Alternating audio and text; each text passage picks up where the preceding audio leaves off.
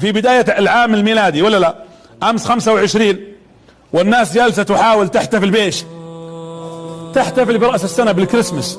يا جماعة انا اللي وقفة الحقيقة لابد ان تقال اليوم، يعني المسلم العاقل اللي يجب ان يفهم اول شيء وش الكريسماس.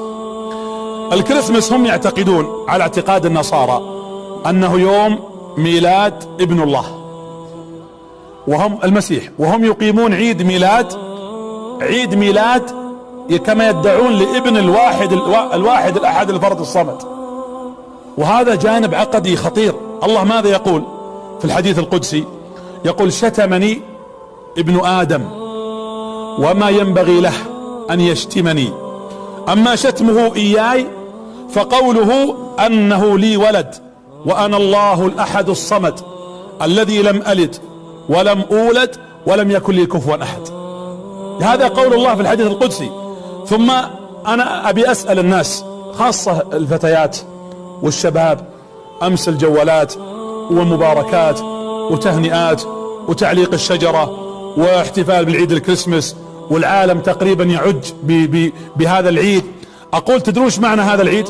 أنت لما تقول الواحد بالإنجليزي كما يقولون ميري كريسماس، يعني تهنيه بالكريسماس، معناته أنت تقول له أنا أقر وأعترف تعالى الله أن لله ولدا. هذه مصيبة. صحيح أن الناس لا يتلفظون بذلك، لكن هذا معنى هذا عيد الكريسماس.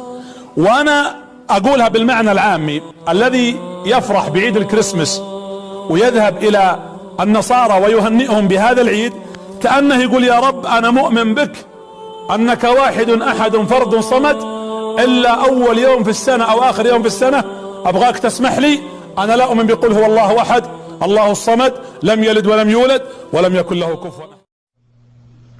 أما التهنئة